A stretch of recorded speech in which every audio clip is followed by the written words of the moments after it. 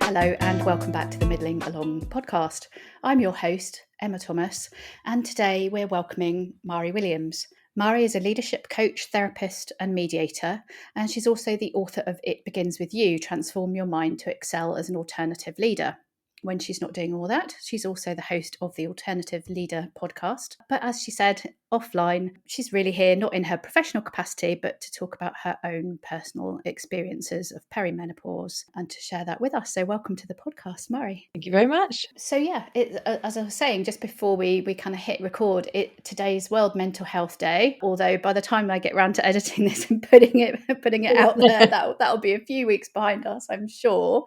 Was it particularly the sort of the emotional, psychological experiences of kind of your own perimenopause that were the ones that surprised you? Yeah, so I think the first thing was that I wasn't at all informed about it at all. I kind of knew it was coming my way. I remember my mother having patches, but I kind of just thought it was this thing where, yeah, your period stopped and you might feel a bit emotional. And I remember the big thing I remember of it was thinking about osteoporosis. That seemed to have been really drummed into me, but I didn't really know anything about it.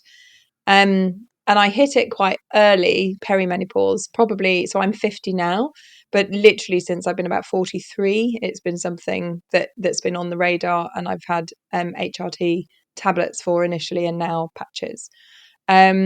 And I think what I thought was going to happen, having kind of then started to read about it, was, people talked about having immense amounts of bleeding and hot flushes where they would, drip with sweat. And I kind of thought, okay, well, that's fine. I'll kind of just, be really strong about that. And okay, that'll be fine. And actually, I would say the physical signs of it, the bleeding, etc., I haven't had because my cycle is still really regular. But the emotional side of it, literally, I would say, kind of turned my life upside down. And as somebody, as you just said, who's a therapist, who's a coach, somebody I'm really used to actually having quite good mental health. Yeah, it was definitely the psychological effect that really got to me, and got to me early, which is a point I wanted to make. So, my cycle, I'll kind of go into it later. It's been artificially stopped, but actually was just a 33-day cycle, and it went from 28 to 33 days. And that was the only difference I saw in it. So actually, I might not have even realised I was perimenopausal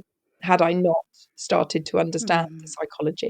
I think that's a very common misconception. Yeah, even just last week when I was doing some training, somebody sent some feedback and said, this was really helpful because I'm still having regular periods, and so just sort of almost doubted whether I would be laughed out of the GP surgery for kind of going along and talking about my symptoms. Yeah. So it's just really, really important. Yeah. And also I think that another kind of reason really why sort of having that awareness of the sort of the psychological, the emotional, the mood swing side of things is so important, because I think very often that's one of the earliest things that people will be experiencing, and potentially, as you say, still having perfectly normal kind of cycles at the same time, and so wouldn't necessarily have that kind of put two and two together to understand that was what was going on. And I think, so I was incredibly lucky that I had an incredibly good doctor. Some of the stories I hear from other people, quite horrendous. And I was very lucky. I've changed GP practice now, but at the time, it was a male doctor. He was really supportive. He immediately put me on Femiston when I kind of went in and said, I'm really struggling with my mood. And it really did seem to make a big difference. And I was on Femiston for probably about 4 or 5 years. And it did seem to sort of hold it. And I kind of forgot all about menopause and thought, wow, this is fine. And this is easy. And, what's the problem here? And then, the other thing I wanted to say is, we were going through some sort of family sort of trauma over the kind of last few years. And so then it became really hard to tell, well, do I feel sad and low because of things that are going on, or do I feel sad and low because of menopause?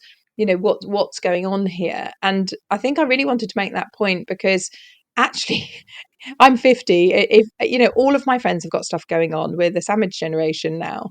And I think that there has to be an awareness for women to not discount their feelings and say, oh, well, you know, I've got this stress, or I've got this going on, or my parents are ill, or whatever's going on for them, and disregard their feelings. And I genuinely got to a point, and I'll be really honest, I got to a point where I felt quite suicidal.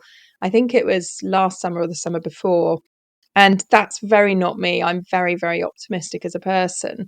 But we had some quite serious stuff going on. And in the end, actually, I thought, I just wonder if this is hormonal. And I love my business. I love my work with my clients, and I'm very good at it. And I started to question, how good was I? And should I be scaling the business down rather than trying to scale it up? I started to not want to go out and do talks in front of people. My brain fog was awful. I mean, absolutely awful. So, and I would get night sweats for 2 or 3 months and then it would stop. I've never had flushes. I've never had that at all. I've never had excessive bleeding. I've never had a lot of those physical signs, but the emotions were absolutely awful. And you were taking HRT And I was at the taking time, so HRT. it wasn't, Yeah. it just Well, wasn't so kind I of keeping then, it under so what I control. did was I thought, I'm going to double check this. And I was lucky enough that I actually got to the point where I thought there's no point having savings if I'm not here. That's how bad I was starting to feel. And so my GP, again, really lovely, recommended an amazing woman called Imogen Shaw. I saw her and I can remember going in and just feeling like, this is not menopause. You know, I've got a lot of stress on, you know, in my life. This is just me feeling low. And I felt almost a bit of a fraud going in. And I cried for 45 minutes on her and literally said, you know, I felt suicidal. I don't know if I should be scaling my business up and down. I feel like I'm losing my identity. I remember saying to her, I don't really know who I am anymore. And at the end of it, she just turned around and she said, you absolutely have got some stress going on in your life. You absolutely have. And she said, but this is menopause. And she said, this is perimenopause. And she said, you're massively undermedicated. And she immediately increased my dose. I think she did 3 times the dose I was on. She moved me to patches because she said it was better absorbed than tablets. One of the issues I've also had is I've always had really bad PMT, to the point of being diagnosed with PMSD, which is a severe syndrome of it. And I never realised that was going to worsen during perimenopause. And so, of course, I was putting a lot of my symptoms down to that. But one of the things that I'm really keen to get over is I am really progesterone sensitive. So, and in that second part of the month, and it's very common with people who have bad PMT, my body, I get constipated, I feel really sluggish, but it really affects my mood, progesterone does. And so the other thing that she did on kind of hearing my story was she actually gave me vaginal progesterone, which is absorbed straight, obviously, in through the vagina, but doesn't affect your mood so much. And I have to say that's been a game changer for me. Interesting. To So have that. because you're not taking it either through a patch or tablet, you don't get that kind of systemic, so the whole body effect. It's just locally. No. So you can still take it, because obviously you need to take it if you still have your womb. But honestly, the difference, it was a complete difference. So we started me on tablets and I still got that mood swing. And then we changed to the vaginal ones and the mood swing stopped. Is that something you can only get through a sort of a specialist able to prescribe that? I don't think so. Okay. So actually, the tablets that I use vaginally are oral tablets. But she said that's fine. You just put them up your vagina instead. So we kind of had a giggle about it, and it took a bit of getting used to. Yeah. But the difference in not having that mood change was really really good for me. And just, you know, when I first went, you know, when I was feeling quite suicidal, within 5 days of having changed to patches and the progesterone, my mood had lifted. Wow. And all of the identity crisis lifted, everything lifted. And so I just feel it's really important that women keep pushing for that proper treatment, because the hormones make so much difference. And especially if you're somebody who's had bad PMT all your life, you know, I think we tend to hit menopause harder. And you kind of think it's the reverse, don't you? Because I think we think of perimenopause as being where all of those symptoms are reducing. But actually, what I've learned is it all kind of goes a bit haywire, and then it might reduce. So I think it's really important to look back at your history of actually how you've been, rather than looking at the menopause or something, and perimenopause, sorry, is something that sits separately. And you'll hear me getting confused there. And again, that was confusion I had, was that I thought menopause was as soon as you started having symptoms. And it was, again, only on reading that I realized it's perimenopause until you have your period stopped. So I think that's even a basic that a lot of women don't know, is the difference between perimenopause and menopause. Yeah, I mean, certainly I suppose it's the word menopause has been around in common usage for so long that it kind of does double duty, but it is really, really Yes. helpful to, now that we are talking about perimenopause much, much more, and people are sort of starting Mm.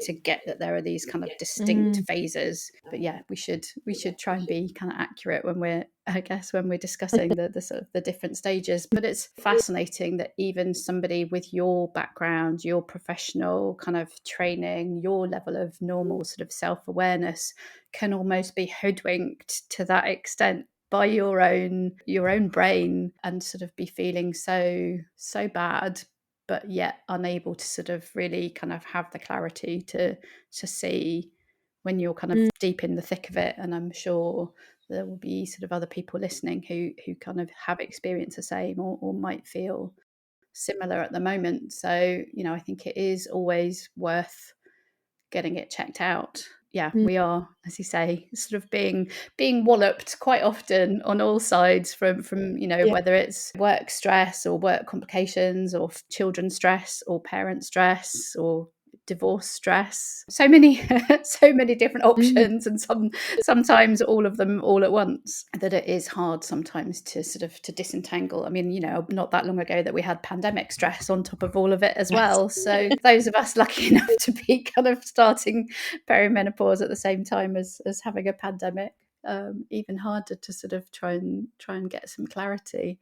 But also, I think one of the other interesting things I wanted to talk to you about as well, because there's more and more research sort of looking into kind of unpacking the impacts of sort of adverse childhood experiences, sort of early kind of life trauma, on the sort of severity of menopause symptoms.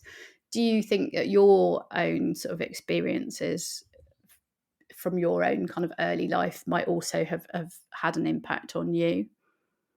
So I think that I had dealt with almost all of my own sort of childhood baggage, as much as we kind of ever deal with it. So what I can say is that definitely dealing with my childhood baggage in my 30s reduced my PMT. And I Really? absolutely noticed a difference in that. I think it's just because, if your unconscious mind is busy dealing with a lot of baggage that you've got, and it's then put under a pressure situation, which is what I kind of see the PMT as being, that you're in your kind of almost your fight, flight, freeze. So actually, when you clear out some of that baggage, there's more resilience, there's more space, there's more room to manage your emotions being heightened. And so I think for me, that's where I noticed it. I noticed it in PMT. I didn't notice it so much in menopause. What I noticed was how the effects were so many more than I thought. So I think one day I Googled symptoms, and there was something like 35 symptoms of menopause or perimenopause. And I had something like 21 of them. A friend of mine calls it the gift that keeps on giving. And it just seemed that every time I went to the doctors with something, they'd say, well, you are perimenopausal. And just everything seemed to be linked to it. But I think definitely what I would say is, if you have historic baggage there from childhood, I think it affects everything anyway. So therefore, when you're then under any level of pressure situation, whether that's trauma, whether that's perimenopause, whatever that is, whether it's divorces, deaths, etc., you just respond in a worse way, because you're already dealing with a lot of emotion. So I sometimes use the kind of, if you wake up with 100 energy points, what are they going to get spent on? If you've already spent 50 of them immediately on the fact that you've just got a load of unconscious baggage going on for you that you've always Mm. carried, you've only got 50 left. And then along comes perimenopause and demands an awful lot more. So I totally agree with the sentiment. I think for me, I was lucky that I'd done it beforehand. There's definitely some other things I would say it's brought up for me, and I don't know whether that's age or perimenopause, but it's definitely made me look back at my life in a very different way, and made me look at who I am as a woman, who I am sexually, I think, because it obviously affects your libido. So I think you look back in a very different way. But yes, I would completely agree that I think if you're already carrying baggage, then it exacerbates it. Yeah, no, it's an interesting point as well about that sort of resilience, because I think for many of us, we getting to the kind of the crunchy parts of this, and we're like, well, why can't I cope? Why can't I? I used to be able to cope with this, very sort of similar levels of stress, and suddenly I can't cope. Mm, And again, it is that sort of hormonal fluctuation that isn't kind of mm, helping us. But again, if yeah, your resilience is already lowered by mm. carrying sort of some of that historical stuff around with you, and that's not been dealt with, then that's not going to help you either. And So And I think so over the summer I broke up with my partner, and it was a very amicable split. But I started, I did the kind of, tears and upset, of course, for the first few weeks. But I started to notice my mood ricocheting, and I could literally be at kind of 7 out of 10, perfectly fine in the morning. Then I would drop to like a -10 and feel quite suicidal. I could be back up again an hour later, and I was sort of saying to friends, is this normal? I don't remember having experienced this before, after a breakup. And they were saying, no, you've had some stress and you've had, it's normal. And I would actually really say to people, if you're under a huge amount of stress, just go and ask for your hormones to be checked. And I realized that, so in April, I was actually moved on to an injection called Zoladex. And what Zoladex does, it's often used in cancer treatments, but for me, it can be used for PMT. And what it does is it pushes your body artificially into the menopause. So your cycle stops, you stop having periods, your ovaries shut down. And they did that to actually give me an emotional break from my PMT for just sort of 6 months, because I was actually considering having my ovaries removed because my emotional mood was going up and down so much. And I suddenly realized that actually I'd had a completely normal cycle plus the HRT that I was still on. And we'd shut down my cycle and not change the HRT. So I called the doctor and said, look, I think my mood is ricocheting too much. I know I've had a breakup, I know I'm tearful, I know all of that, but this feels worse. And so we tested my estrogen, and they called and said, oh, it's incredibly low, and actually doubled my HRT immediately. And again, my mood is lifted and balanced out. So I just really think it's so important that we listen to our own bodies and our own minds as to how we're feeling. Because for me, everybody around me was saying, no, that mood swing's fine. And I could have cruised along, for months, yeah, believing feeling them. that awful. And obviously, I'm still upset. I've been through a breakup, but it was honestly nothing like the mood drops and the mood swings I was getting. And I actually said to a friend, I don't mind what mood I have. I just want it balanced for a day. I don't care what it is. And again, within, I think it was 5 days of having the additional HRT, my mood just completely balanced. And I'm now a nice kind of 7 out of 10 again most days. So I just think there's so much misinformation about, oh, we're so stressed, we're emotional, or it's a hard time of Yeah, life and all of that stuff. And it absolutely is all of those things. But we are still hormonal, and we are losing those hormones or gaining those hormones, or they're changing or they're fluctuating. And we need to not only engage with that, but get it checked really regularly. A simple blood test just showed that my estrogen level had plummeted, without us thinking that it would. Of course it would, because we just stopped my cycle. So, that's something I just, want people to listen to. yeah. I mean, is that something that you would recommend for somebody who's feeling like their mood is kind of fluctuating a lot, to literally kind of almost put a number on it and to track that? Because I think it's very easy to kind of to think, oh yes, my mood's here, there and everywhere, but to Mm, actually be able to remember, and then to be able to explain to somebody, like almost like you were saying, I'm kind of, I'm a 7, then I'm a -5, then I'm a 9, then I'm kind of a mm, -1, to actually try and quantify that to help mm. them sort of see what's going on. Yeah, so I have one of those there's called sort of long calendars with just a little strip for each day. Mm, And actually earlier this year I started tracking my mood. I tracked my mood, my steps and my deep sleep, because I was really trying to work on sleep, because I think sleep affects our mood, crazy amount. definitely. And it was very interesting. So that was how I started to realize I was still getting PMT. Was it would, I'd have good mood for 2 weeks, and then it would just start to descend into kind of, a bit sad, bit tired, bit low, bit whatever. So I absolutely would recommend that. Track whatever you need to track. But for me, it does help me to say, does my mood feel as I think it should for what is going on for me personally? So whether you've got nothing going on or a lot going on, if you track your mood just each night, just have that little reflection of, so how have I felt today? I tracked steps because I started to notice that actually the more exercise I'd done, the higher my mood was. So I started to really see that as a correlation. So when I started tracking, it was to try to work out kind of what had an effect on my life. So I think pick whatever it is that you want to track.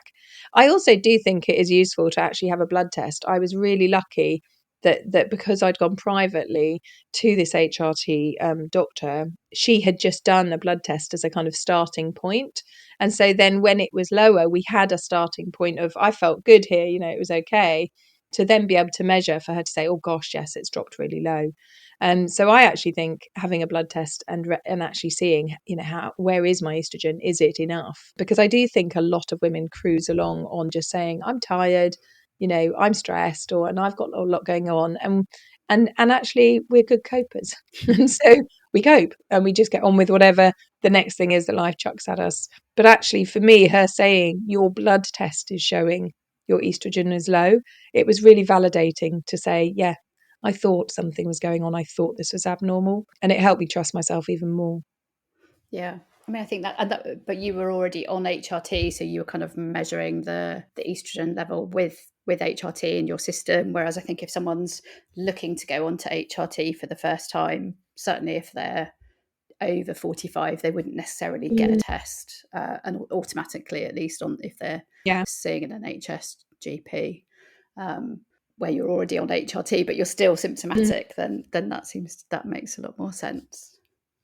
Yeah, and one of the things I was told is that when you have patches, that it's absorbed into the body more easily than tablets, because obviously the tablet has to go through the stomach and through the stomach acid and stomach contents. So I think it's also worth people really exploring what works for them. So I've had friends who've been on patches, haven't worked for them, then they've gone to gels. And so I think it's also to stay aware, to not just go, oh, great, I've got some treatment and then sit with it for years. Actually recognize, as you said, I had no idea that you could have a regular cycle and still be in perimenopause. And interestingly, recently, I was talking to my sisters because I thought, well, I've been perimenopausal now since my early 40s. I'm 50. And, the HRT doctor was saying to me, oh, you'll probably be done in a couple of years. Most of my friends are 52, you've got no periods, they're done. And I thought, I've still got a cycle. And my sister, who's 58, still has a cycle, completely regular cycle. And so I sort of actually spoke to my aunt, and then I asked my aunt, my mother's died. So I asked my aunt, and she said, oh, yes, her periods hadn't stopped at all until she was 50, and my mother's until she was 60. And I just thought, oh my gosh, I've got another 10 years of this. And that's why I was saying, I was actually thinking about, possibly having I think it's called an oophorectomy, and having my ovaries out. But just starting to actually look at what is your family link, I think is really useful. How old were, if you can find them, how old were the other females in your family? And what does that mean for you? Because for me, they were sort of saying, oh, you probably only need some treatment for 2 years. Actually, it could be 10. And how am I going to manage that then? What does that look like for me? So I think I would say to people, look at their family history as well, because I didn't know that. Again, you didn't ask. Well, that's it, isn't it? It's one of again comes back to the sort of the taboo topic that why would you know? It's not people go around volunteering that information. My mum had a hysterectomy when I was in my teens, so kind of hard to know what her menopause point would have been. Impossible to know, but yeah, no, that's a good point. I mean, now you're sort of feeling kind of more on an even keel and sort of happy that you're on top of things, or yeah, I am. I think I'm really aware though that my cycle's been artificially shut down, and that's not something they can do in the long term. And I think, like many other women, and I've seen a few sort of posts about this, is there was one time I couldn't get my patches because the country was out of them, and I genuinely remember feeling like quite scared of, oh my gosh, but this is the thing that holds my mood. At some point I will have to come off these injections and sort of make a decision about, how, can I manage where I'm at or not. I don't really want to have a hysterectomy, but if that's where it ends up, that's where it ends up. But I think I've really moved to a space of just really trying to keep really informed, starting to look more at the literature, starting to not even just listen to friends, because I think friends are, and I apologise to all my friends, but are notoriously bad. Mean well. But bad, so I'm probably terrible too. But we inform each other with little snippets that we've heard, and I think it is really important to find a GP that will listen to you and is responsive to you, but also to keep that reflection point of how am I feeling and what is going on for me. So I feel really nervous. I feel really nervous about the fact I'll have to come off these injections sometime. I feel really nervous at the mood swings that I've experienced when it hasn't gone well, and the fact that it affected my identity so much. It really made me think, gosh, I still don't do a lot of talks. That's something I'm having to kind of build my courage up to do again, which that was something I had no problem with at all. My brain fog isn't, it's not as bad, but it's not great. I quite often lose words or I mumble words. So there's definitely still symptoms sort of rumbling along, at the same time. And I think it is, for me, I think I've sort of, obviously I'm very lucky that I have managed, certainly for now, to get it quite balanced. I've started to look very holistically. So how much exercise am I doing? How much weight am I carrying? What am I eating? How much sleep am I getting? And actually, how often am I seeing my friends? How often am I doing things that make me happy? And I think that's really important, because I do think it's a pressure point in our lives and we tend to put ourselves last. And actually, we all know, don't we, that when you do even just a simple walk, I started with literally walking for 15 minutes as many times a week as I could. And even that lifted my mood. So I guess what I'm trying to do is always sort of bring the other side of the seesaw up and say, okay, well, if I can get these things in as well and keep my mood higher because of those things, keep myself feeling fitter, stronger, etc., then hopefully, as I come off these injections, or if my hormones take a wobble, I almost feel I've got a bit more of a foundation to kind of hold things a bit safer. Got your toolkit at the ready. And actually, I think that bit about community is really important. Friendship, certainly being able to kind of laugh about the symptoms with friends has been really important, to just sort of say, oh, yeah, feeling really menopausal today or whatever. But some of my friends have just, they've just glided through it and haven't had anything at all. And others, it's been horrendous. So I think charting our personal journey is really important. Yeah. Well, thank you so much for coming on today and sharing your own personal story.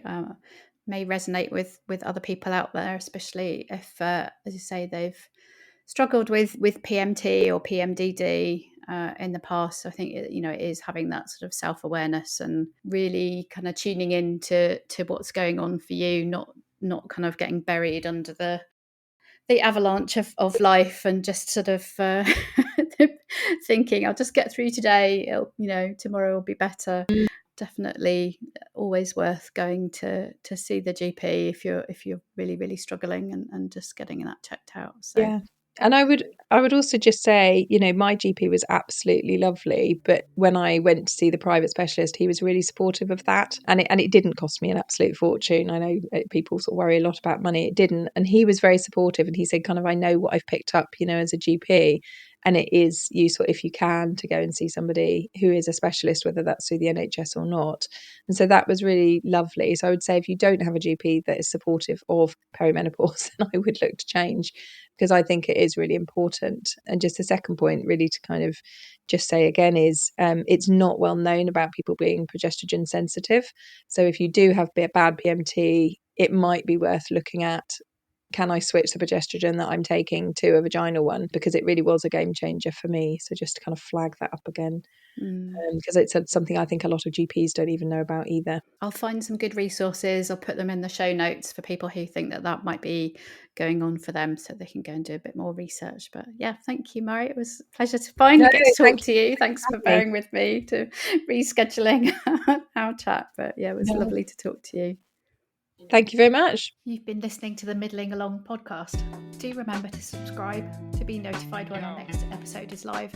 And why not visit the blog at www.middlingalong.com to sign up to my newsletter as well. I do hope you enjoyed listening today. If you did, I'd be really grateful if you would consider leaving a short review, as that helps people find the podcast and helps get it noticed. Hope you can join us next time. Goodbye for now.